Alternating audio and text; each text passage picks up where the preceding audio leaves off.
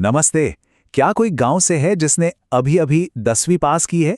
और क्या आईआईटी जैसे इंडिया के सबसे बड़े इंजीनियरिंग कॉलेज में जाने का सपना है, लेकिन रास्ता बिल्कुल नहीं पता? अगर हाँ, तो ये गाइड सिर्फ और सिर्फ आपके लिए है। चलिए इस पूरे सफर को बिल्कुल जीरो से समझते हैं। पता है, ये एक ऐसी बात है ना जो गांव के हजारों बच्चों को आगे बढ़ने से ही रोक देती है।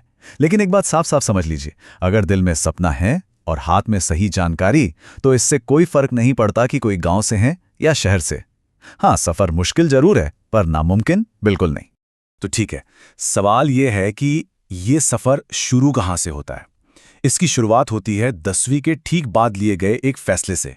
और यह फैसला इतना जरूरी है कि यही वो नींव है जिस पर अगले 2 साल और शायद पूरा करियर टिकने वाला है। देखिए, इसमें कोई दूसरा ऑप्शन है ही नहीं।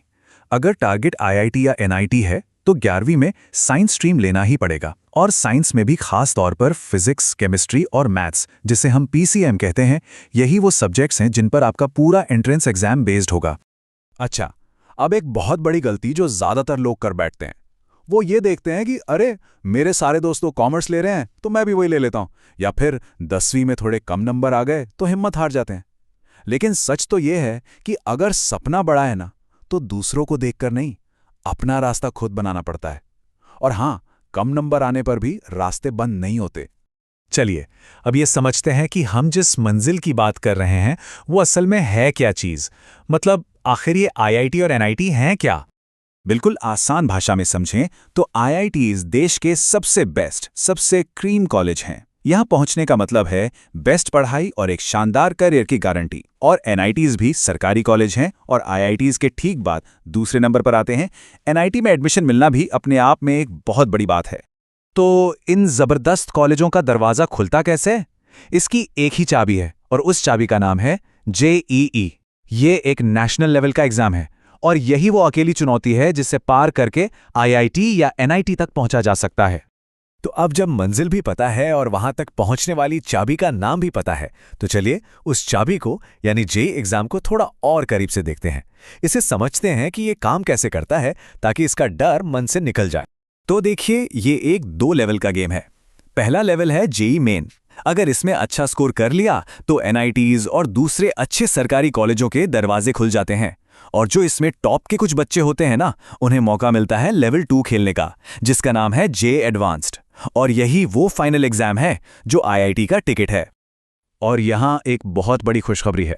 जेईई मेन का एग्जाम साल में एक नहीं बल्कि 2 बार होता है।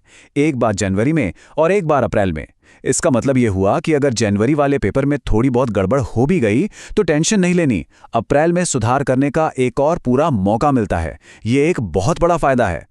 अब आता है सबसे बड़ा और सबसे जरूरी सवाल, खासकर गांव में रहने वाले स्टूडेंट्स के लिए, कि तैयारी करें तो करें कैसे? क्या कोटा जैसे बड़े शहर जाकर लाखों की कोचिंग लेना जरूरी है, या घर बैठे भी कुछ हो सकता है? ये बात तो सच है कि तैयारी में खर्चा तो आता है, लेकिन कितना, और क्या कोई ऐसा रास्ता है जिससे बिना ज्यादा पैसे खर्च किए भी ये सपना पूरा हो सकता है? आइए देखते हैं। ये टेबल सारी कहानी खुद बता रही है। एक तरफ है कोटा जैसी जगह पर जाकर तैयारी करना, जिसका सालाना खर्च 3 से 5 लाख तक पहुंच सकता है, जो कई परिवारों के लिए नामुमकिन है। और दूसरी तरफ है सेल्फ स्टडी, जहां बस किताबों और थोड़े बहुत इंटरनेट का खर्च है। फर्क देखिए, जमीन आसमान का है। आज का जमाना पूरी तरह बदल गया है। सबसे अच्छा टीचर अब आपकी जेब में है, आपका मोबाइल फोन। यूट्यूब पर देश के बेहतरीन टीचर्स फ्री में पढ़ा रहे हैं। कई ऐसे प्लेटफॉर्म्स हैं जो मुफ्त में इतना अच्छा कंटेंट दे रहे हैं। और सबसे जरूरी, एनसीईआरटी की किताबें। ये तो इस तैयारी की बाइबल हैं, जो हर किसी के पास होनी ही चाहिए। चलो, मान लिया कि सेल्फ स्टडी करने का फैसला कर लिया, तो अब इन 2 सालों में यानी 11वीं और 12वीं में करना क्या है, इसका एक बिल्कुल सीधा साधा प्लान देखते हैं। इस पूरे सफर को 2 हिस्सों में बांट दो। क्लास 11th को समझो बिल्डिंग की नींव है। पूरा साल सिर्फ और सिर्फ अपनी नींव मजबूत करने पर लगाओ। एनसीईआरटी से हर कॉन्सेप्ट को गहराई से समझो। फिर क्लास 12th में एडवांस लेवल के सवाल सॉल्व करना शुरू करो। 11वीं का रिवीजन करो, और सबसे जरूरी मॉक टेस्ट देना शुरू करो, ताकि असली एग्जाम की प्रैक्टिस हो सके। सेल्फ स्टडी में सही हथियार यानी सही किताबें होना बहुत जरूरी है। एनसीईआरटी तो बाइबल है ही, उसे तो घोल कर पी जाना है। लेकिन उसके साथ साथ फिजिक्स के लिए एचसी वर्मा, मैथ्स के लिए आर डी शर्मा या केंगेज, और केमिस्ट्री के लिए ओपी टंडन जैसी किताबें आपके कॉन्सेप्ट्स को और भी मजबूत बना देंगी। ये वो स्टैंडर्ड किताबें हैं जो लगभग हर टॉपर पढ़ता है। 2 साल की जबरदस्त मेहनत के बाद क्या होता है? अब हम सिर्फ मंजिल की बात नहीं करेंगे, बल्कि ये भी समझेंगे कि अगर किसी वजह से प्लान ए काम नहीं किया तो क्या हमारे पास कोई बैकअप प्लान भी है। देखिए, एक बात गांठ बांध लीजिए, आईआईटी या एनआईटी ही जिंदगी का अंत नहीं है। अगर वहां एडमिशन नहीं भी होता है तब भी आईआईटीज और जीएफटीआईज जैसे कई बेहतरीन सरकारी कॉलेज हैं। बिट्स और वीआईटी जैसे टॉप के प्राइवेट कॉलेज भी हैं। सबसे जरूरी बात यह है कि इन 2 सालों की मेहनत आपको इतना काबिल बना देती है कि आप कहीं भी अच्छा कर सकते हैं। ये मेहनत कभी बेकार नहीं जाती। और इस मेहनत का फल क्या मिलता है?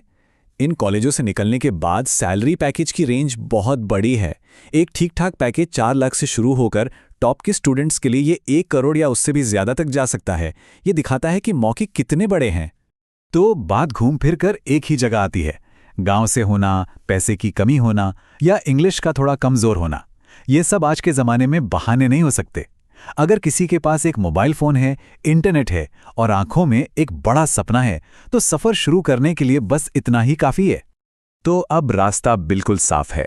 अब सवाल ये नहीं है कि कैसे होगा, असली सवाल ये है कि आप ये जिंदगी बदलने वाला सफर शुरू कब कर रहे हैं, और इसका जवाब सिर्फ और सिर्फ आपके पास है।